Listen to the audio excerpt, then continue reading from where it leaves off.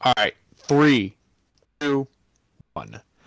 Hello, everybody, and welcome back to the Nefarious Reels podcast. This is episode number 2. This is a podcast where we don't just talk about movies, the absolute worst pile of trash you've ever wanted to see. I'm your host, Cole. And I'm Ninja Jedi. And we got another set of bad movies today. Some absolute bangers. Yep. And since last episode we went retro, we're going to go retro again. So my pick was 1987's The Garbage Pail Kids movie. It was directed by Rod Amato, I think is how you say it. The main premise is just that there's this kid named Dodger who's getting like bullied by these other kids. They're like probably like 18. He's like 14 and they're getting bullied and 18. Gets help. Look, 18, like In 17, 18. Furthermore, he works at this like pawn shop, it looks like, and one night this green goop comes out and he's then confronted with these hideous looking things that are known as the Garbage Pail Kids. And when I was looking at some stuff about it, just to get some more facts about it, I found out is obviously this is a ripoff of like the Cabbage Patch Kids. It's like a set of these trading cards, and each card have this certain character, as we saw in the movie. It would either feature some kind of gross habit, some body abnormality, or just they suffered some kind of terrible fate. Basically what all of these atrocities are. And also, since it's, this is a podcast about bad movies, I found that it got 2 Razzie nominations in the 80s. Did it win? Oh, just nominated. Oh, how did it not win? I think it's for the worst new star. He got beat up, like the kid got beat up by the Sylvester Stallone's son that was in Over the Top, I think is what it was. And then what was the song? The one about like working together? No, the You Can Be a Garbage Pail Kid song. I don't remember that. All the songs are the same to me. We're basically the same. All songs are the same. So what do you think? What do you think about the Garbage Pail Kids movie? It was horrifying. Like, I don't know how this wasn't a horror movie. Well, because it's for Garbage Pail. It's a insert product movie, basically. Which, of course, like this insert product movie has its own product placements for it as well. Yes, it did. Yeah, it had a Pepsi, and it was like all other stuff. I don't remember. Like the only one I remember was Pepsi because they stole the truck. Oh yeah. And again, what is a movie without like some kind of product placement in there to fund it? Yeah, it's true. I mean, I know it probably was easy to pitch people. Oh, we're doing this like taking it from the Garbage Pail Kids. That's like a big thing. And this will be a big smash hit, and the kids will love it. Like they definitely loved it. Well, like that classic line, they're so busy asking themselves if they could, they never bother asked if they should. Because they definitely shouldn't have made this. Oh, definitely should have not. Like, the designs for the Garbage Pail Kids are awful, which, like, makes sense when it's on a card, because that looks, like, cool. Because, kids like to collect cards because they look cool. Like, I used to collect Yu-Gi-Oh cards only because I like the pictures of the monsters.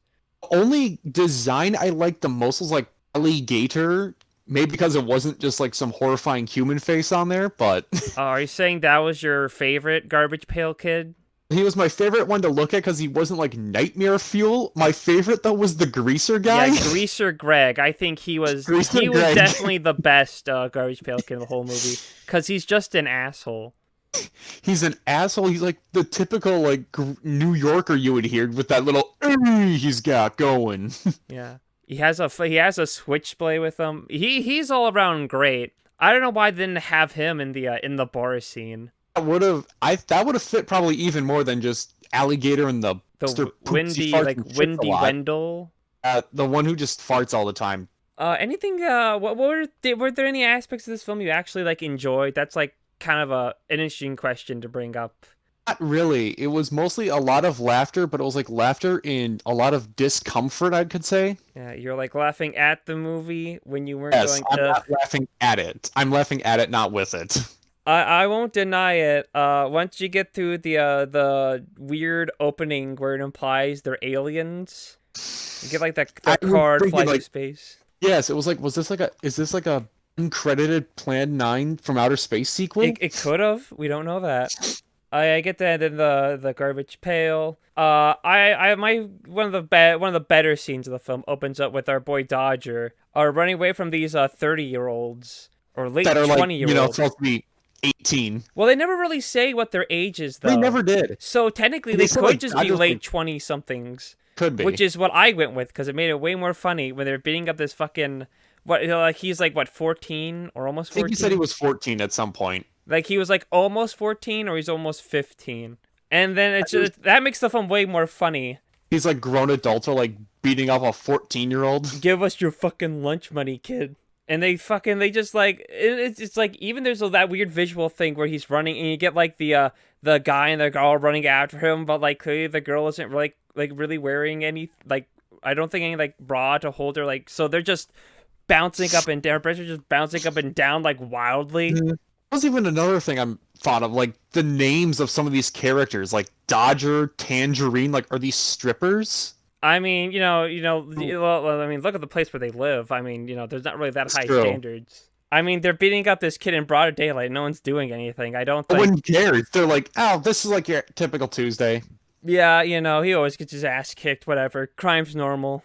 Yeah, whatever. We'll let these mid-20s kids beat up this 14-year-old. No one cares. These grown-ass adults beat this child, who apparently, I guess, doesn't have any parents, because you never see them either. Yeah, he only meets with that really old guy that runs that shop he works at. But basically, we don't get revealed how terrible the Garbage Pail Kids really are until later. They're like shown off screen at the beginning, where it's just like, ooh, I wonder what it is.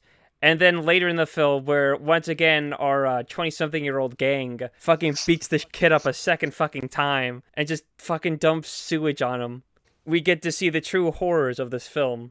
Let's see, how many of their names do you remember? There's Greaser Greg, there's Alligator, Valerie Vomit, I think. Oh yeah, that was one. There's like Snot one. There's Snot one. I don't remember her name. The one with like freckles that like pisses himself. Yeah, it was like something nerd, like Aldi Nerd or something. Terrifying Baby. Yeah, it was like they're all really bad. They're scary to look at. And of course, there's the fart one. And then Full that circle, guy they released the fart cut. Yeah, Southland Richard Kelly. Get on it. If you're spawning this movie into a franchise, at least put the fart cut out. Put it in there, baby. We're gonna mention it every episode till you do. But yeah, they like save him, and it's the whole thing where he's just the shop owner is just like, you released them, and now we have to figure a way to get them back in because they're gonna cause trouble. Like, really, the plot of this film doesn't really kick off for like half of the movie, feels like. It takes a while. It's just like Dodger gets beat up by these older kids. Because how you basically explain it, you make it sound like, oh, the Garbage Pail Kids show up and mischief happens. Not really. What happens, mischief does happen. The plot of it is actually is Dodger wants to fuck Tangerine, who's like dating the leader of their gang, and Tangerine makes 30. clothes. Who? Like 30, that boyfriend of Tangerine's. Yeah, the boyfriend of Tangerine's.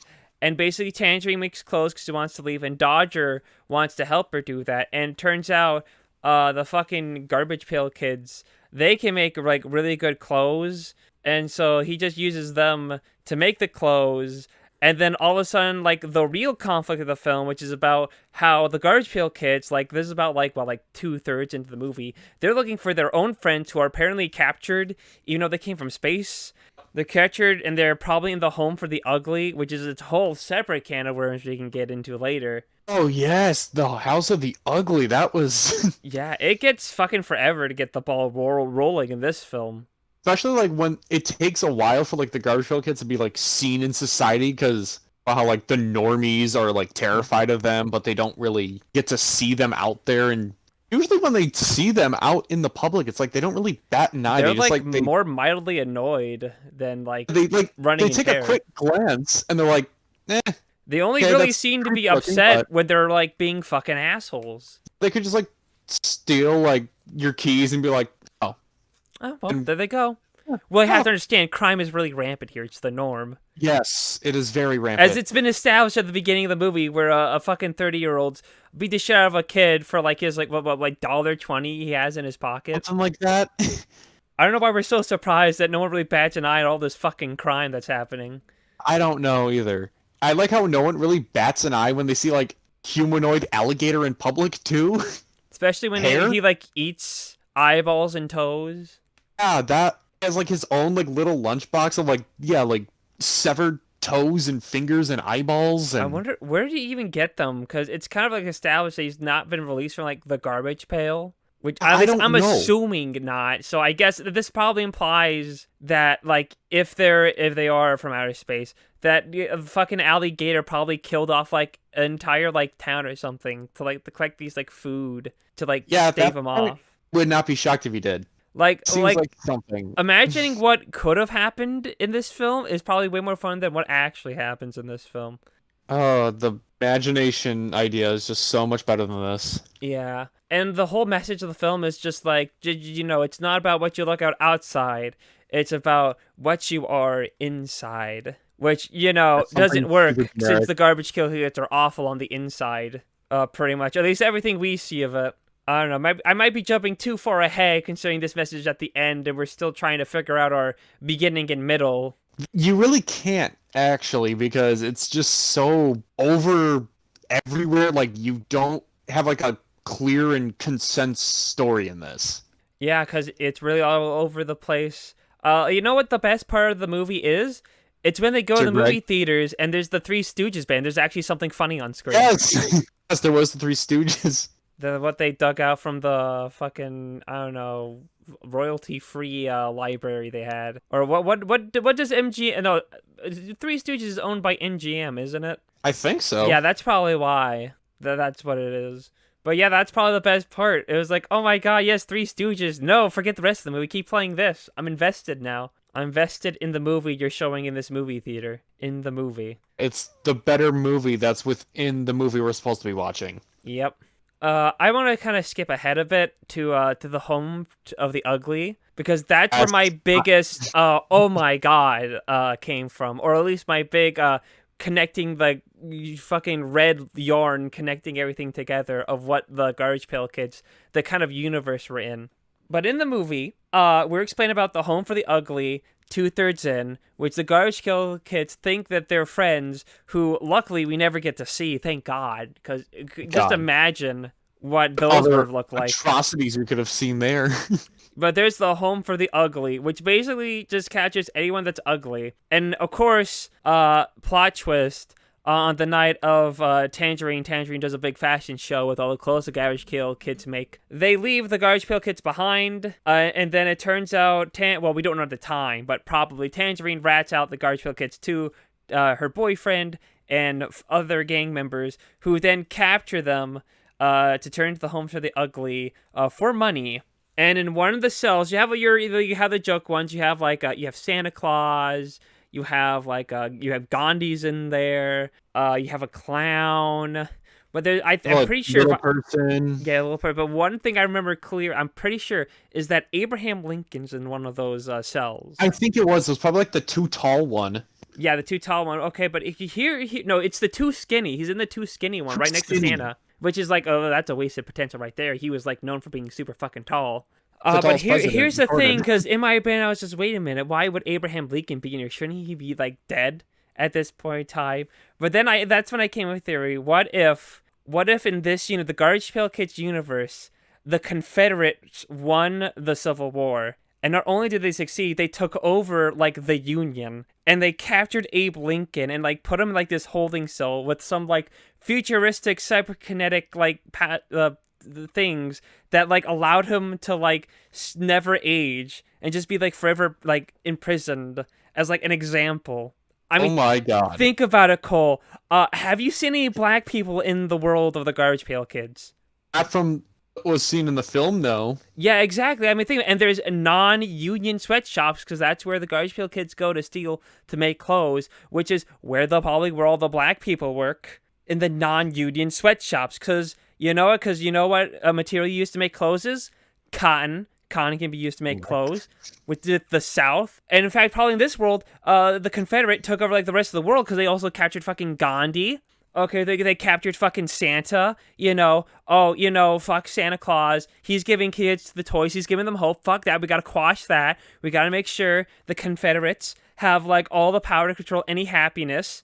They captured a clown that goes so deep. They have a corrupt police force that can capture really anyone willy-nilly who they want, who they deem ugly, because really anyone can be deemed ugly. If you're too funny, you can be sent. If you're like weird, you can be sent to the home for the ugly. They'd fucking kill you, because that's revealed at the end, which was like a shock when the friends aren't there. I was gonna assume, oh, the Garbage Pail friends aren't there. They're probably somewhere else, for like set up for maybe want to do a sequel. And then at the end, when they save them, the fucking shop owner goes like, "Nah, the garbage truck right there, they're fucking dead. Their friends are fucking dead, okay?"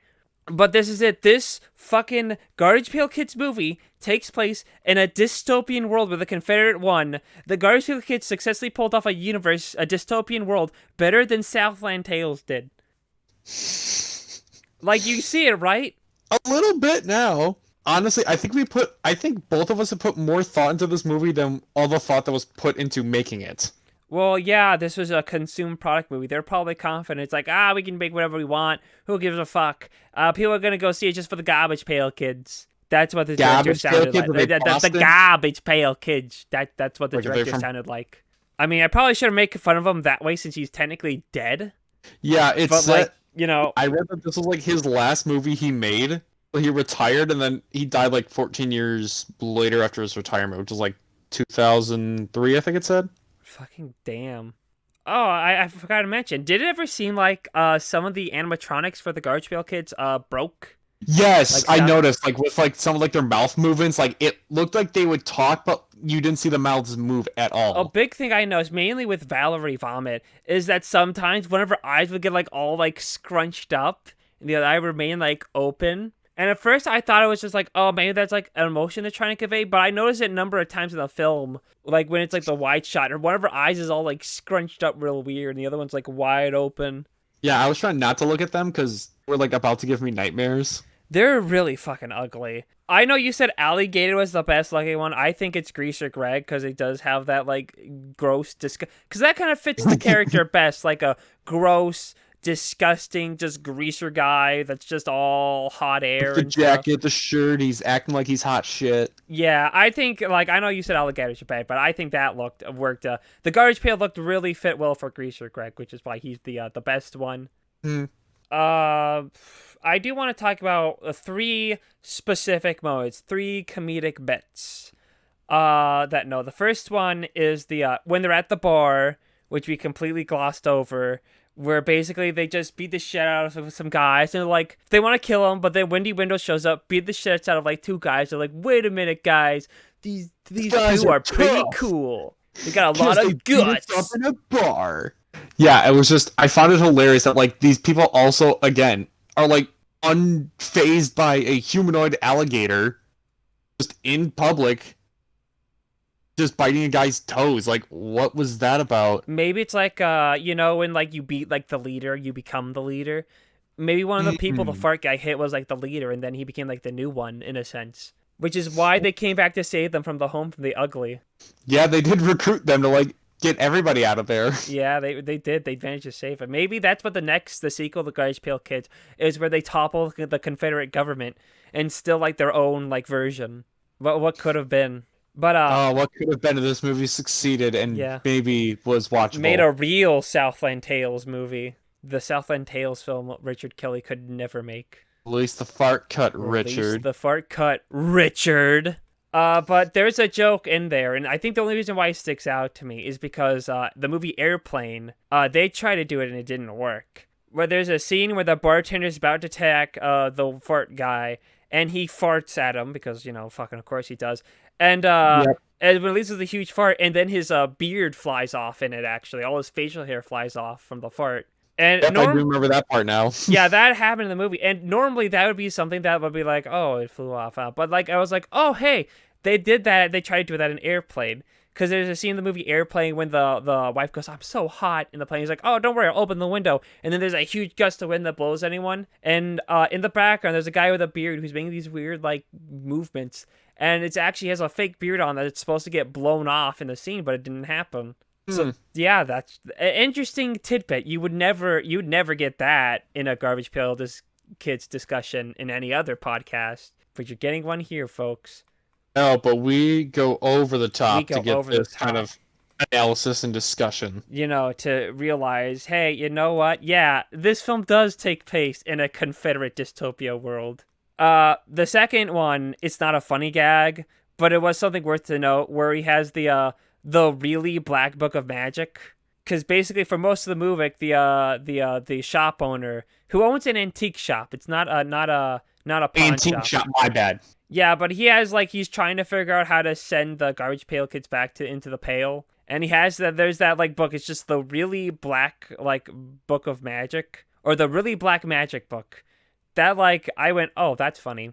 But but the last one, this is because if I have to, I want to give credit where credit is due for the Garbage Pail Kids movie. It had one joke that actually got a good chuckle out of me. It's when the Garbage Pail Kids get revenge in the middle of the movie on like the gang, and they get the leader guy and they just shoot like his shit up to the toilet, up into the ceiling, which is like, oh, okay, yeah. But there's the one gag where they turn the pipe and the sewer goes to the hot tub. And the joke isn't that it just went there. The joke is that the pipe, it zooms over to the pipe, and the pipe just says hot tub. Which, like, made me chuckle, because it implies that they have this one random sewer pipe that just connects to this one hot tub that they just so happen to be in. That they can just send sewage to. Like, it's a sewer pipe, and it's connected to the hot tub, which makes no fucking sense. But there's something humorous to me about they have this one pipe, which I guess is just designed to send sewage into this one hot tub. That was funny. It got one good joke out of me, and I applaud the Garbage Pail Kids movie for it. All right. Yeah. I guess we should cover the ending real quick. Just the final climax after they break him out of the home for the ugly. And then they break into that fashion show and... Yeah, they're just like, let's go beat up the gang and ruin like the fashion show. And the shop owner's like, that's a stupid idea. But let's do it anyway. And then you got Mr. Farts-a-Lot farting everywhere, gassing the whole place up, and they're fighting. And we finally get the payoff. Valerie Vomit finally fucking vomits in this movie. Yeah. That I clapped. That was my Avenger moment. When Valerie Vomit finally vomited, I clapped. I stood and I clapped. I'm like, there it is! There it is! There it is. She did it. She vomited. We get one last scene where Dodger gets beaten up before he then beats up the bully, the main gang leader guy, Tangerine's boyfriend, who has like an actual name, but I don't fucking remember it. It was probably something really stupid. It was probably, I don't know, like Butch or something. I mean, why look it up now? We're almost done discussing the movie. There's no point. I had the IMDb up because I have this one interesting trivia fact, but I'll keep it till the end of the discussion. All right. But yeah, he beats him up, and then he's just like, Dodger, you need to let go. And basically, Tangerine shows up, and they have the scene when Dodger goes, I don't like you anymore, because Dodger wants to fuck Tangerine. But that's what it feels. He's really fucking creepy, really. He spies on her and everything. It's like some weird sexual tension you saw, and it also made me feel very, very uncomfortable. Like Chris Hansen's like gonna show up at my door at some point. Chris Hansen's gonna show up. It's like, Dodger, did you realize you were the reverse? No, since this is a Confederate world. I don't know. Would Chris Hansen exist in this universe? This is the Confederate world after all. They get really weird. Oh. Does the Confederates support child predators, though? No, what happens is Chris Hansen shows up, the Confederate Chris Hansen, and is just like, Dodger, are you aware that this isn't... She's not related to you. Are you aware of this? Oh, She's not your cousin or your sister. What would you call that, then? I don't know. Catch a normie? Yeah, to catch... Not a normie. I don't know. It would be... It's weird. I don't know. Would Chris Hansen really show up in a Confederate world? Oh, I think they would have to arrest him. Yeah, probably. Chris Hansen has an underground like radio show about how like dating your like family members is wrong, and they're like hunting him down. No, he was already captured for the home for the ugly. He was already been put down. Aww. He was in the too weird cage earlier, but they got a new guy, and then It's too weird because he's trying to crack down on these sexual predators. Yeah, how dare he? But yeah, the climax, the moral is just like, you're not beautiful, because it's not how hot you look. It's about what's inside you, which is weird, because the Garbage Pail Kids are pretty much fucking assholes for kind of most of the movie. Like the only people that like Except like them Greaser outside of Greg. like Dodger and the shop owner is like the people, the gang at the bar, and that's because like the Wendy Wendell toppled their fucking leader, I guess. Which is that's Yeah. just my speculation. We don't even know why they decided that they were cool. Did it with like one karate kick. It was like, what? And then Yeah. bam, I'm the leader now. He's the leader. Look at me, I'm the leader now. That's what he sounds like. That's what Wendy Wendell sounds like. Oh, and the film ends with them not getting the garbage pail, and they drive off into the night. And then, and the owner gets stuck in the garbage pail for a second. yeah, because he plays the theme backwards, which I didn't even realize there was an actual theme, because the film fucking sucks. And then, credits roll. And that's when I was like, thank God. And then it was over, and I was like, damn, guess I'm going to have to beat up Cole later for recommending this. Well, no, I can't, because you gave me the Confederate Dystopian World theory, and that was pretty fun to think of. You did. I did give you that. You did get, okay, No. you're fucking sure. I'll just beat you up for Southland Tales then. I thought that would cancel it out. No, you don't get canceled out for Southland Tales. In fact, no. You would get beaten up for both films, but you got saved for the Confederate Dystopian World. That's all you got. You got saved by that. You didn't get saved for Garbage Pail Kids movie. It redeems it though. Well, I mean, it redeems you from getting your ass kicked. It doesn't redeem a movie because it's fucking awful. Oh yeah, and when I went to get the movie poster on IMDb, there was an image, when the Wendy Wendell guy farts into the audience in the beauty pageant, and he T-poses, and that was kind of a funny screenshot. And if I made thumbnails, I would include that in this thumbnail for this episode. Maybe I will. Maybe I have to go out of my way just to get the T-posing Wendy Wendell into a thumbnail. Wendy Wendell. Wendy Wendell. That's probably not even his fucking name, but who gives a shit? We don't care. He's not. Let's do it. Let's rank the Garbage Pail Kids in this movie. Oh, now you want me to look up the names now? No, we don't have to look up the names. Fuck that. Oh. We all like we're gonna know who we're fucking talking about. There's like True. what, like 8 of them? 7 or 8. There was like 7 or 8. Yeah, we got Valerie Vomit, Wendy Wendell, Alligator, Greaser Greg. You got the nerd. You have the baby, and you have the snot girl. The baby. Yeah, and that's the 7 Garbage Pail Kids. And so let's start. We'll start with our bottom tier and just work our way up. I'm trying to stretch out a length of our discussion. Clearly, we got for our 10 ad rolls, we need to cram as many of them as possible. Every 2 minutes, new ad. Hey, you need to play Raid Shadow Legends, baby. The Garbage Pail Kids would play it. Why won't you? But let's start. Worst Garbage Pail Kid. I would have to say, for me, either the snot-nosed one or the baby one, just because of how gross and... Oh, wait. No, probably either one of those two, because... Okay, so they're your 7th and, like, 6th, respectively. Like... And then the nerd 5th. Okay, the nerd 5th. Yeah, so far, I think I am agreeing with you. I think it's definitely, like, it's really close for me. Honestly, the nerd, baby, and the snot girl, they can be my 5th, 6th, or 7th. They're all interchangeable because they're all, like, the worst. They're, like, bottom tier, really, for me. Gross, they're terrible, they're snotty.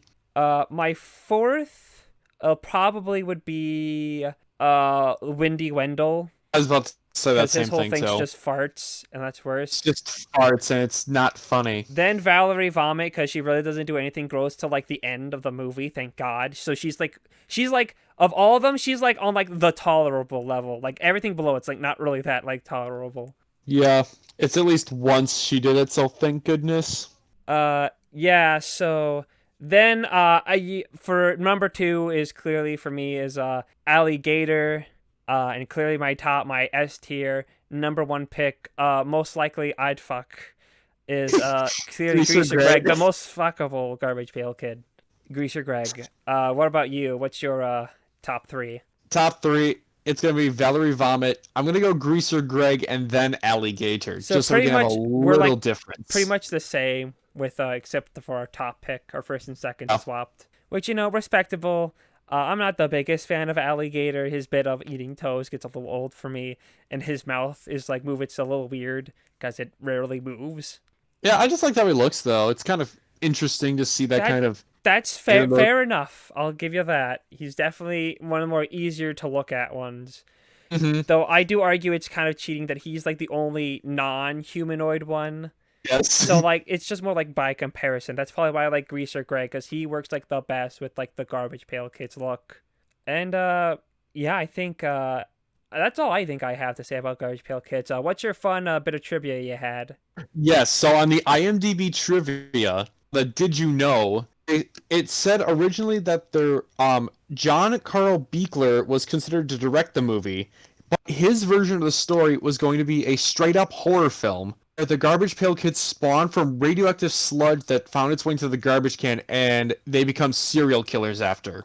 That would have been I don't know if it'd be a better movie, but it would definitely be a more interesting movie. I think it'd be more watchable. What I would change it. I'd make it you have a bunch of like kids with like certain stuff. Like you got like Greaser Greg's got like some like sweaty like jacket from like a greaser, and Alligator's got like this like skin of alligator stuff. And then you just have a huge chunk of toxic fucking just annihilate them. And then you have them turn the Garbage Pail Kids and become psychopaths. Or at least that's my version. Ooh. And it happens in a Confederate dystopia. The Confederate dystopia where they locked up Abraham Lincoln and went Simpsons mode and made him the same age for 80 years. Yeah, pretty much. 120, I should mean, say. it probably already was going to be. It's just not listed into the in the IMDb trivia. It's probably in the original screenplay. We don't get to see. Yeah. Give us the serial killer Garbage Pail Kids. I mean, who knows? I mean, it could get made eventually. We already are in consumer product kind of world with Avengers and superheroes and stuff. Maybe it'll come back. Maybe Disney will buy out the rights to the Garbage Pail Kids movie, and they'll make another one. Serial killer musical. Serial killer musical Confederate movie. Well, I mean, they made Song of the South, so I mean, I don't see why they wouldn't make this Song one. of the South. I mean, yeah. How did you watch Garbage Pail Kids? Just a quick question. How did you watch it? Because I own the Blu-ray, as I said last episode. Found on a torrent site. Oh. You mean you made a tortilla because you were hungry, Yes, I did. for the movie. You did not do anything illegal because that is bad No. and a crime. I did cook up a tortilla, made a quesadilla, and popped it on. Nice. Yes, because we're good boys. Mm-hmm. Because we're beautiful on the inside, like the Garbage Pail Kids, apparently. Yeah, because that's the message. That was the moral. It's not on the outside, it's the inside. Anyway, anything else you got to say for the Garbage Pail Kids movie? Get it out now before you remember it 5 minutes later, and we can't talk about it. No, it was also very weird to watch this after watching the movie we're going to talk about next, because I felt like I was on drugs watching this movie because of how horrifying it was. Arguably a better horror film than our next film, you could say.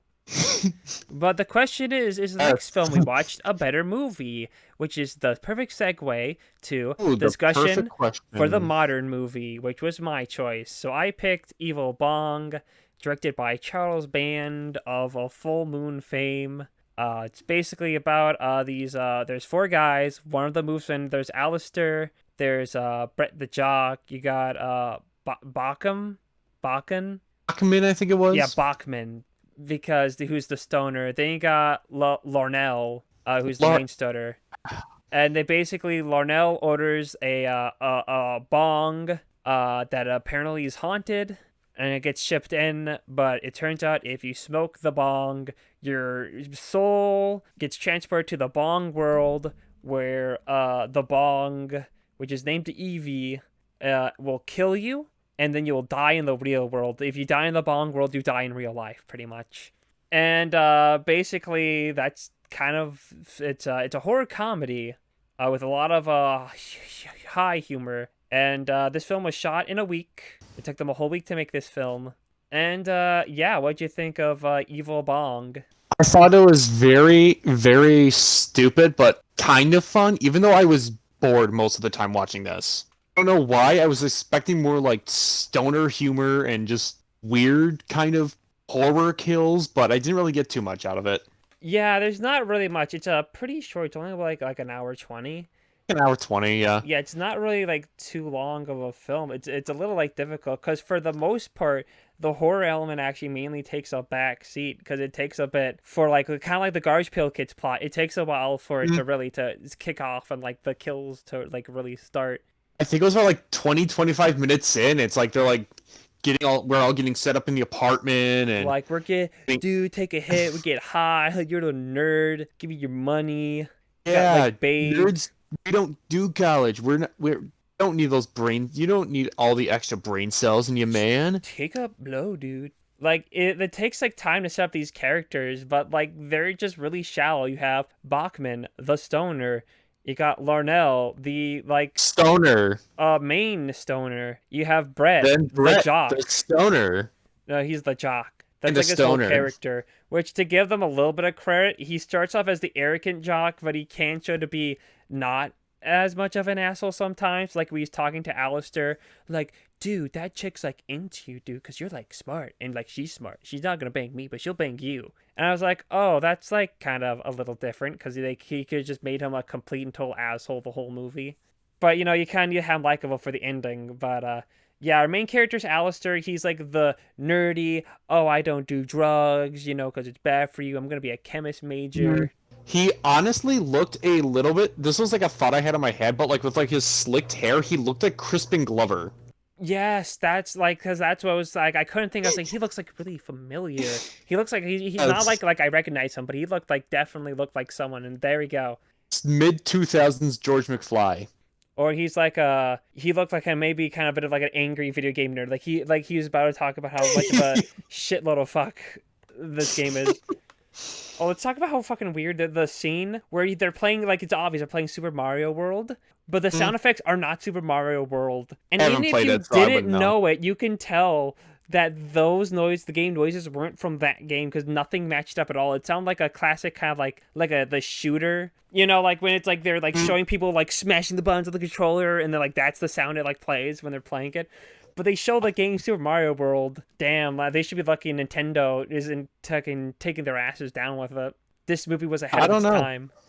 I also find it hilarious too that's like you can't have a movie about weed without having Tommy Chong in it too. Yeah, I mean it's actually this is the only actual Evil Bong. I looked it up. This is the only Evil Bong film he shows up in. He technically does in the second one, but I think it's only like archived footage from the first film, so he doesn't really show up in that one. Like I guess if I'm talking about the Evil Bong films, the guy who plays Larnell, he shows up for like almost every single one of them. Alistair in this film, he doesn't show up. They like have a new actor for like, because I think the Alistair character, just off my basic look through, he only shows up in the first three. There's 8 Evil Bong. No, there's 9 Evil Bong films. There's like there's Evil Bong, then Evil Bong 2, which is like King Bong, Evil Bong 3, Wrath of Bong, Evil Bong 420. Then I think it's the Evil Bong versus the Ginger Dead Man, Evil Bong High Five, which I've seen and is awful, Evil Bong 666, Evil Bong 777, Evil Bong 888, and then there's a spin-off one I think called Ouija's. So there's 9, maybe 10 Evil Bong films.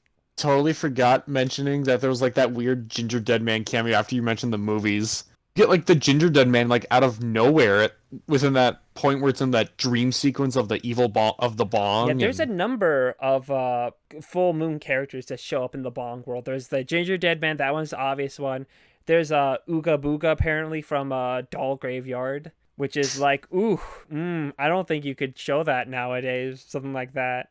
There's a good amount of language that like I don't think you can get away with. They say the F word, the gay F word.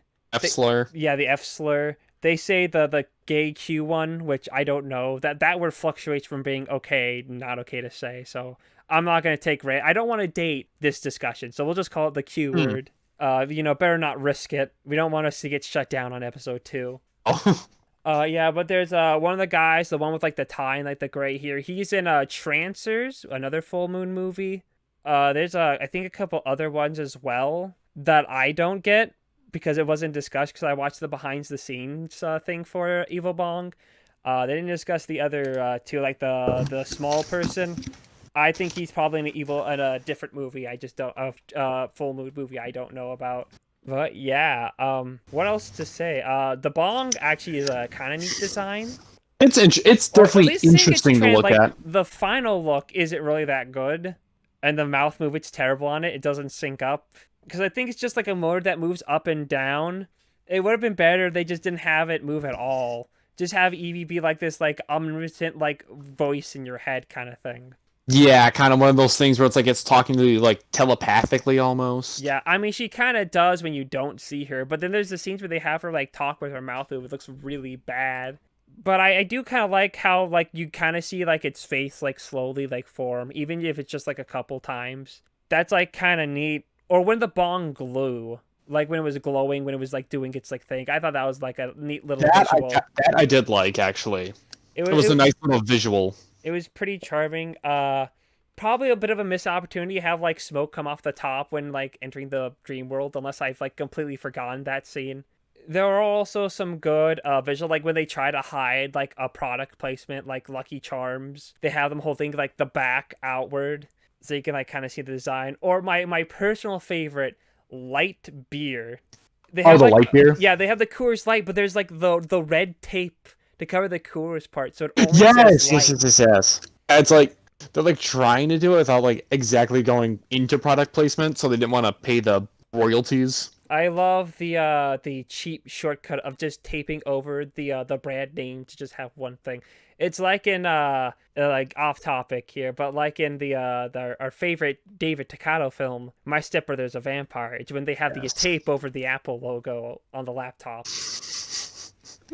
It reminded me of that, and that made me really happy because I love that movie a lot.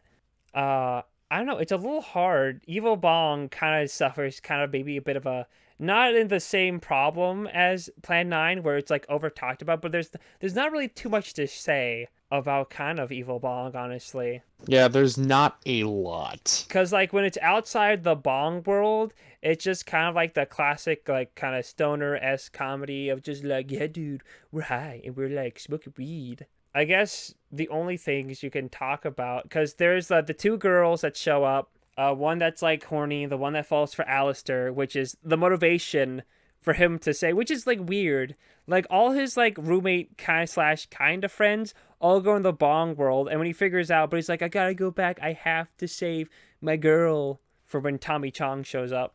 That like his motivation is like the girl, not to try to save like his friend's souls, or at least not at first. Is it? Did he say he wants to save his friend's souls? I don't remember. I saw this film Don't think so. I saw this film 2 days ago. I barely remember it. Yeah, I don't either. I don't think he said that. I think he only did it just to get the girl back. And it just so happened also freed his friend's souls. Let's talk about the deaths. We're talking about this horror film. Comedy horror. Let's not joke around. Let's not put horror at the front tag of this. It's a comedy horror. Stoner comedy horror. Yeah. Let's discuss our kills, our 3 kills, and how much of a kind of letdown it was. Because they're all pretty much the same. Basically, it's just these guys get seduced by the strippers, and then they have these their weird bras. You have the lip bra, you have the shark bra, which is the funniest and the one. skull. And the skull. I'd buy the shark bra just to be because they're so stupid. That was the best kill in the movie. Yeah, I would say the shark one is the best, along with the skull one. At least had the most blood. It looked. Yeah, he got fucking splashed with like blood on that one. I do appreciate the shark one where we actually kind of get to see the bloodied hand and the mouth. That was my favorite. Oh, it might also be, and he gets a fine misting of blood on his face. Yes. Which is actually what happened, because they show that kill behind the scenes and how they do that blood effect for when Larnell gets his blood on his face. They literally just have a spray bottle and they just spray him with blood. So he legitimately did just get a fine misting of blood on his face. And the worst one is clearly Brett's death, where basically he just gives them, they bite his dick off. Or it's implied they bit his dick off, which comes from an earlier scene where he talks about, have you ever gone a bad blowjob before? He's like, yeah, there's this redhead, and she's like all teeth. So it's a throwback. And then later in the film, she's the stripper that shows up in the Bong world for him. And then basically she bites his dick off with her lip bra. And that's really it. And for some reason, Alistair, when he shows up, he doesn't get that like treatment, and he kind of just walks around. And then eventually, Tommy Chong shows up and blows up Evie.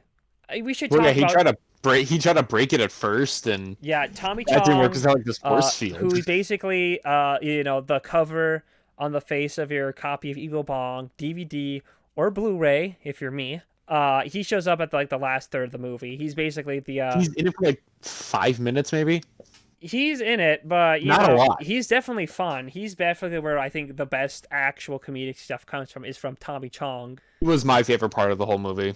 I love how his whole thing is like, wait, I thought you were dead. It's like, no, man, my wife just sold my bong, dude. Like, he has history with it. Basically, it took all his friends, and he's like, there's no way to escape the bong world except for me. I did it. He gives Alistair the vitamins that help free his girlfriend from the curse of the bong world, because I guess it like fucks you up if your mind if you're in there. Yeah, Tommy Chong, he definitely has the best comedic bits. Basically, when he tries to just destroy Evie, he first starts with a hammer, then he just ratchets up to a chainsaw, and nothing works. Going from 0 to 100. Yeah, he goes 0 to 100, but it goes 0 to 50 to 100. He pulls out a bomb, which I guess would have destroyed Evie, but she just makes him high and sends him back to the bong world, which, is kind of... No, because, at first I thought, oh, that doesn't make sense because you have to smoke it to give her power, but Tommy Chong didn't smoke her, so why can't he send her to the bong world? It's like, oh, wait, yeah, he smoked her before and got sent to the bong world. He just happened to escape. He probably, I guess there's a lingering effect to that. But I guess apparently whatever you have on you gets carried over into like the real world because he had the bomb again. And that's basically how he defeats Evie. Evie just gets like blown up, not by Alistair, our main character / hero, but by Tommy Chong. He makes the ultimate sacrifice. And we get our good ending where everyone comes back to life. Everyone who dies comes back. Alistair gets the girl.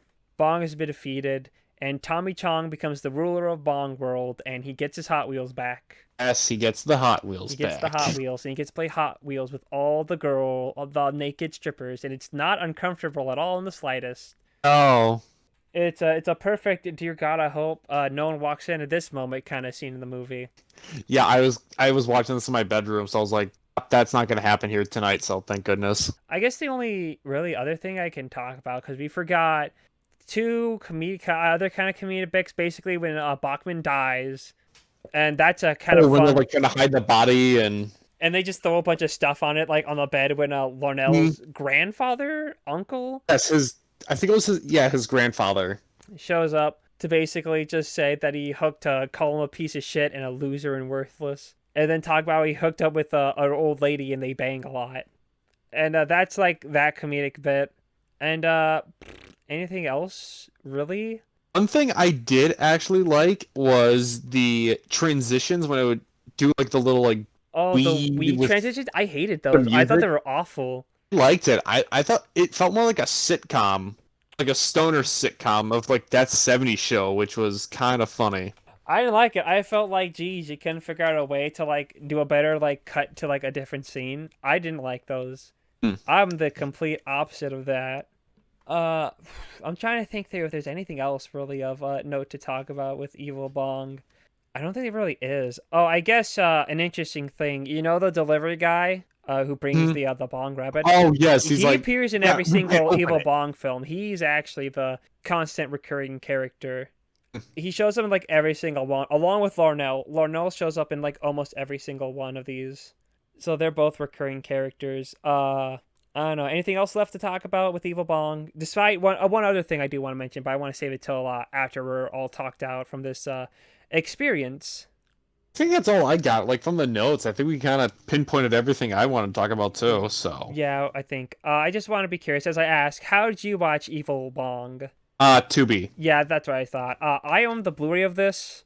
Actually, me getting the Blu-ray of Evil Bong's an interesting little tale. Because I was kind of intrigued, because I bought the DVD at a time when I just started my, bad movies can be interesting too. And this is one of the ones I picked up.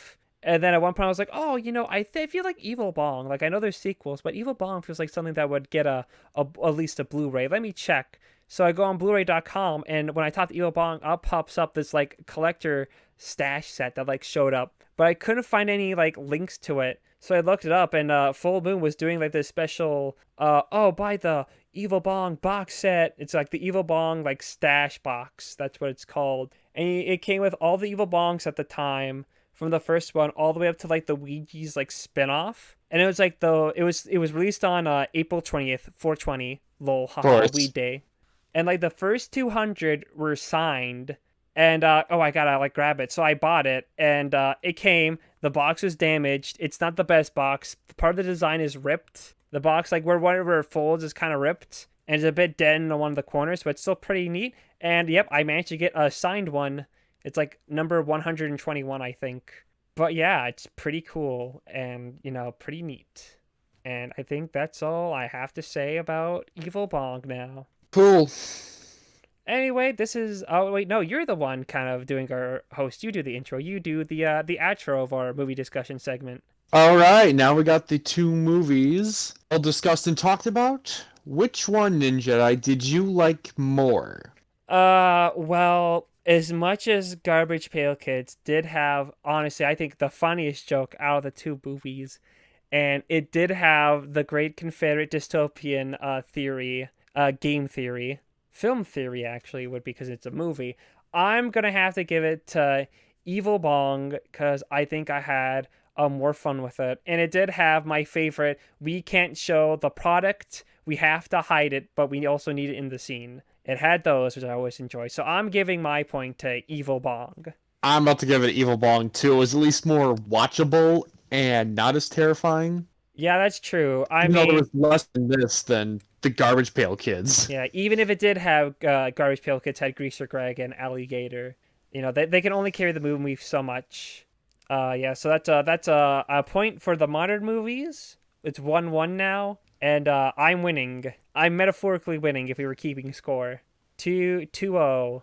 Pick up your game of bad movies, Cole. But normally, last episode, we just ended the our discussion, just went to recommendations, but we have some questions we got from our Discord buddies because no one typed in the YouTube comments, but that's okay because we have some questions, so that's the important thing.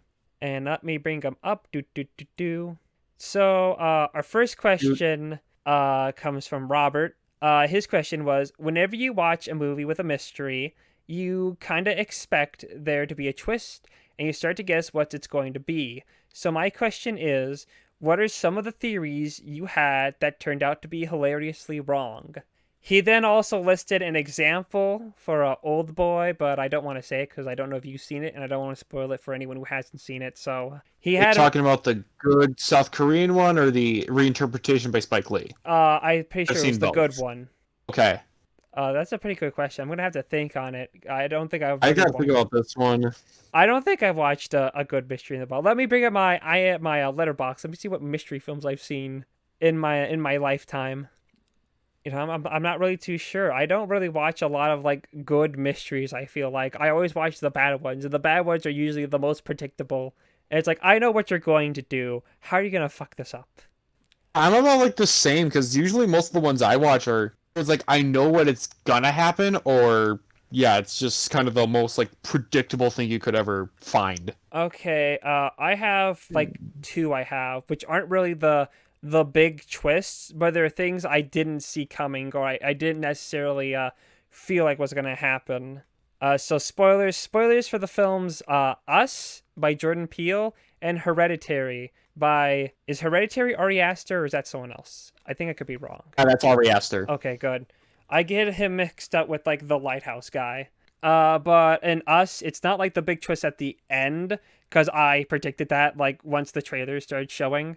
But did not predict, because I thought the whole movie was just going to be the one family versus the other. I did not expect there to be more Us people in the film. That caught me off guard. I thought it was pretty good. And also Hereditary, which is not really something I predicted, but it wasn't really, where at the ending of Hereditary, which I don't like, where it kind of reveals what it was all about. I was kind of thinking this is going to end open-ended, and it was like, no, it's they wanted to get the girl and the soul of the boy so they can like awaken like the demon they're worshipping, I believe. Not really a hilariously wrong answer, but it is definitely kind of, the ones that kind of come to mind when I like look back in films I've seen that like, oh, I was kind of wrong about that. I actually do have a couple too. When I watched the original Saw for the first time, that twist at the end was kind of caught me off guard.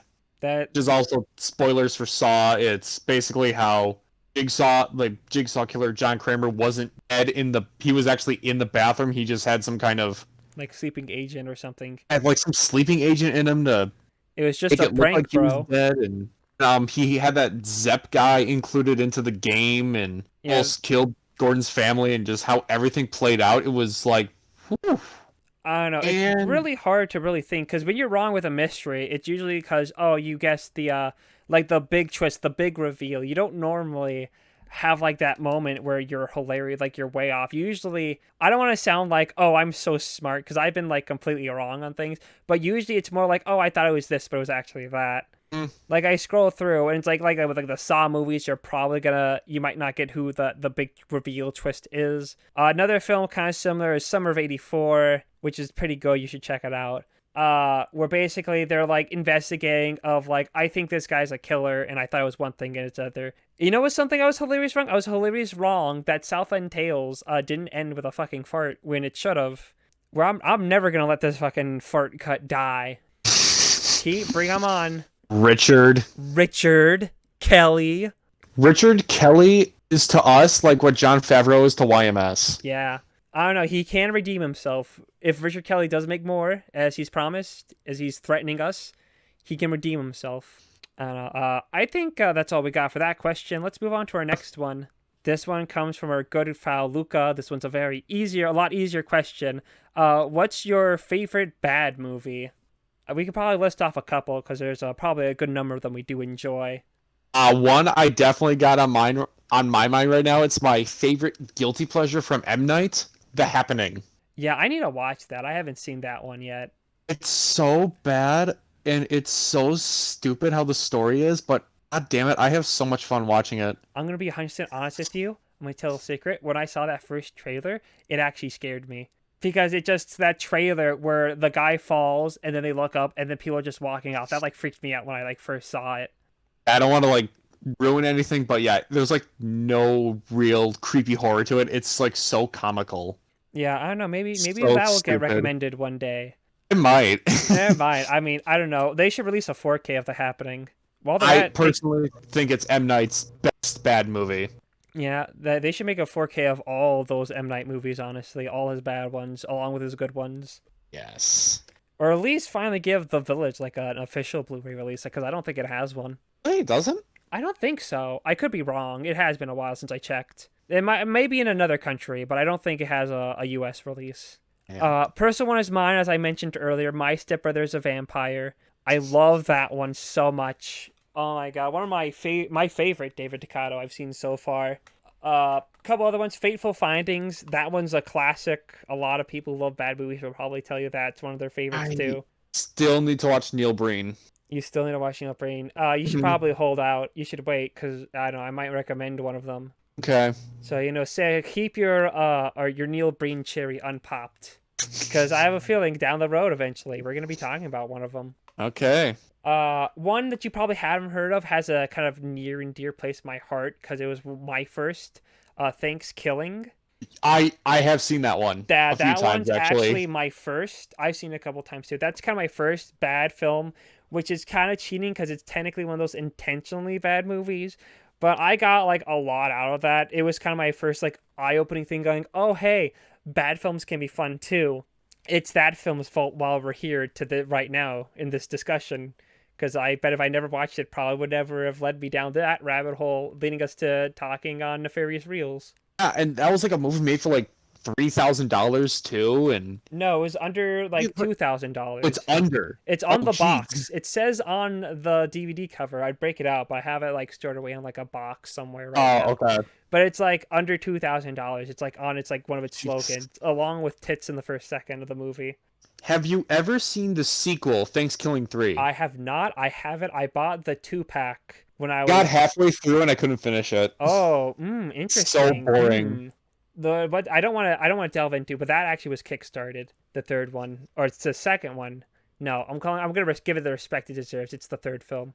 But that got kickstarted. I don't want to delve in too much because maybe we'll discuss Thanksgiving 3. Maybe we'll do a duology thing one day. We'll talk about both of them. That'd be kind of cool. Yeah. We'll have to discuss that behind the scenes. I mean, I listed a couple. How about you? What are some that you listed The Happening? You should list at least 2 more as well. I mentioned 3. You should talk about 2 more. Ooh. I mean, I'm gonna go with a real basic one here, but The Room. That one's a classic. I went to a midnight showing of it once in Milwaukee, and we saw Tommy Wiseau there. Oh, nice. Did you get a picture with them? I got a picture with him. I got his shirt signed from. I got my shirt signed from him. Clearly, if we ever discuss you're gonna have to recommend The Room, and you're gonna have to send me that pic, and I'll use that in the video. No, when we discuss The Neighbors, when I make you watch The Neighbors, that's when we'll do the Tommy Wiseau picture. What's The Neighbors? That's the show that Tommy Wiseau made when he a comedy that he made because he realized how funny The Room was. God. I don't know. There's like Wiseau, the gift that keeps giving. You got one more. List off one more. Okay.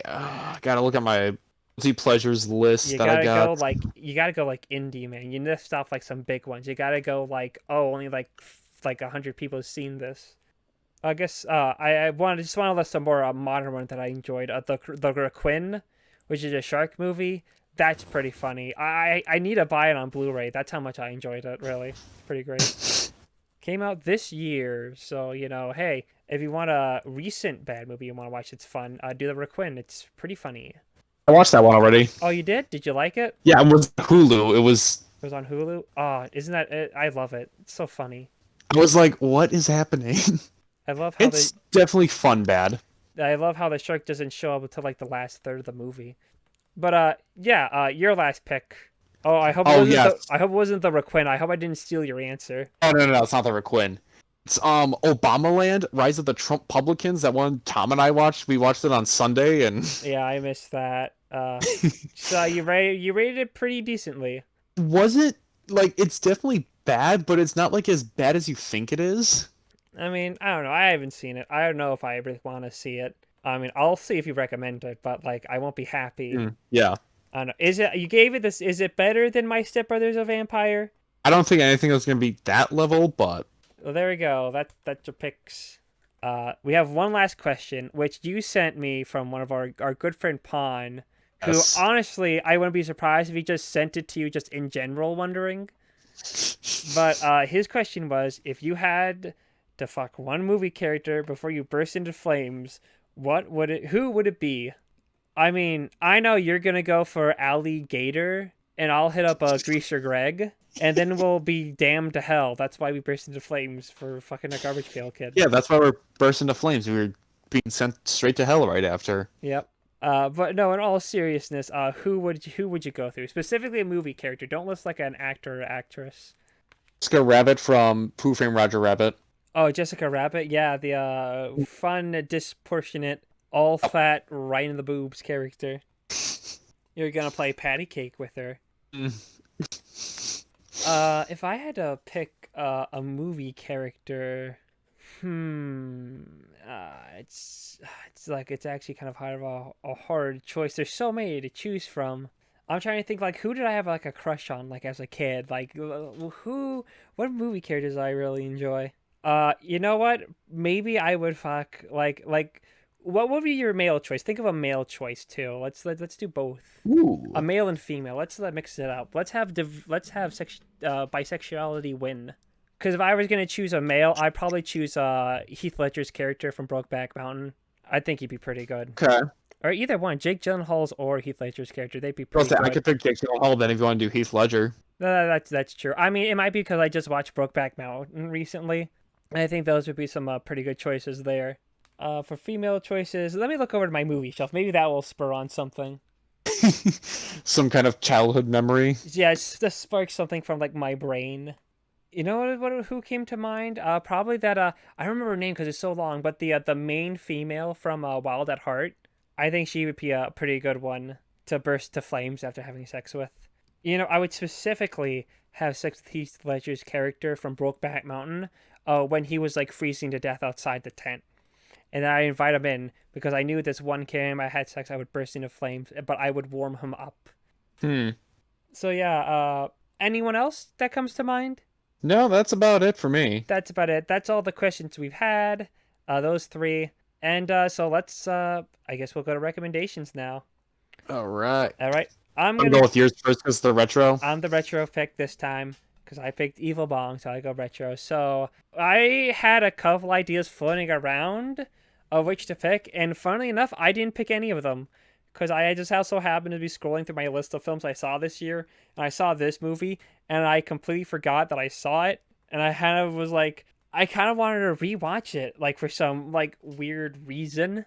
I don't know why, but it's like, oh man, like this film, I don't remember watching this, but now I kind of want to rewatch it again. I did get a review up for it. It's so enlisted. From Austin Trunick from Under the Radar. Sort of like Ghost, but this one's inept in almost every possible way. We're gonna be doing 1989's Ghosts Can't Do It. Did you get? Yeah, I'm looking at the poster on it. It looks like a porn. Well, no, don't worry. That's just one poster. The main one is a lot different. But yeah, that's my pick. I've already seen it, but I kind of want to rewatch it again because Okay. I don't know. I'm getting hit with like bits and pieces of it when I was looking at it, and I was just like, I kind of want to rewatch it to see maybe if it's like more interesting than I remember it. All right, now I guess it's my turn, so I'm going to do the modern pick. Yep. I had a basic one, but then I remembered there was this certain movie that came out like a couple years ago, a little infamous because a certain actor was on it, and it kind of got like really bad reception on it, so I was kind of curious. And the quote of a review I found was on Rotten Tomatoes. It says, "It should be avoided like a contagious rash." And that movie is 2018's Billionaire Boys Club with Kevin Spacey, Taron Egerton, and Ansel Elgort. Billionaire Boys Club. Yeah, that would be a film Kevin Spacey would be in, huh? Hmm. A Billion Boys for Kevin Spacey. Yeah, directed by James Cox. Nice. So, oh wait, no, you do the outro. You intro, you outro. All right, so if you don't want to be spoiled for Billionaire Boys Club or Ghosts Can't Do It, watch them before the next episode. And remember to leave questions if you want them answered from us in the comments section below so we can answer them and we look really dumb and not know what to say. Or you could also DM us on our Discords if you follow us there. Yeah, if you follow us on Discords. I mean, they know because we asked them, we begged them, hands and knees. Please, sir, may you send another question? Well, yeah, that's the end of our discussion. Hope you all have a good day. Have fun Happy watching Morbius. the movies. Happy Morbius. Release the fart cut. Confederate Dystopia. Ghosts Can't Do It. Bye. Hey.